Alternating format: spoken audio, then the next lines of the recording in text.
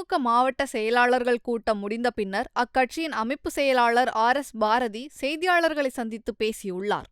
இந்த 3 தீர்மானங்களை குறித்து உங்களுக்கு கொடுக்கப்பட்டிருக்கிறது. மற்றபடி தேர்தலில் பணியாற்றியவர்களுக்கு நன்றி தெரிவித்தோம்.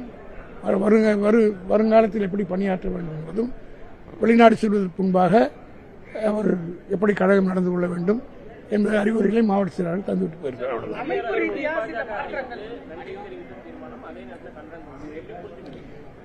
கலைஞர் பாணியில் தான் சொல்லியிருக்கு.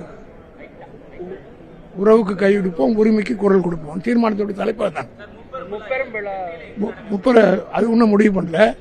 அது மாவட்ட செயலர் கலந்து எழுந்த அந்த எந்த இடம் அவைலபிளோ அது ஃபீஸிபிலிட்டி அது ஏற்ற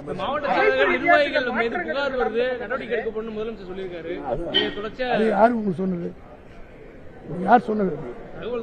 தகவல்கள் வதந்திகளுக்கெல்லாம் பதில் சொல்ல முடியாது.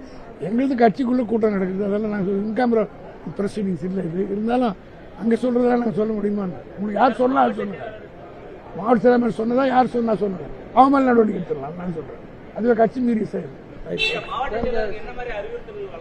பொதுவாக எங்க கலைஞர் எப்படி சொல்லுவாரோ, ஒவ்வொரு மாவட்ட தேர்தல் முடிந்த பிறகு தலைவர் கலைஞர் இருக்கிற போது வெற்றி பெற்ற பிறகு என்ன சொல்லுவாரோ, வெற்றி மம்மதியில் இருக்கக்கூடாது, மக்களை அணுக வேண்டும், பதிவு வரும்போது தான் பணிவு இருக்கணும், அதனால வாக்களித்து விட்டார் என்பதற்காக நாம் தலைகால் தெரியாம ஆடக்கூடாது, அடக்கத்தோடு இருக்கணும், இந்த பணிவோடு நடந்து மேலும் வெற்றிகளை தேடுவதற்கு வழிவகுத்தணும் அப்படின்ற மாதிரி மாவட்ட செயலருக்கு பல யோகங்களை சொல்லியிருக்காரு.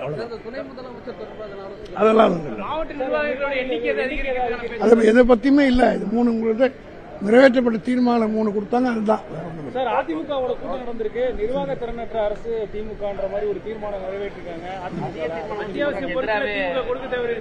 திமுகவை பற்றி அவர் தீர்மானம் போறாங்கன்னா திமுக நல்லா போய் நடந்துகிட்டு இருக்குல்ல.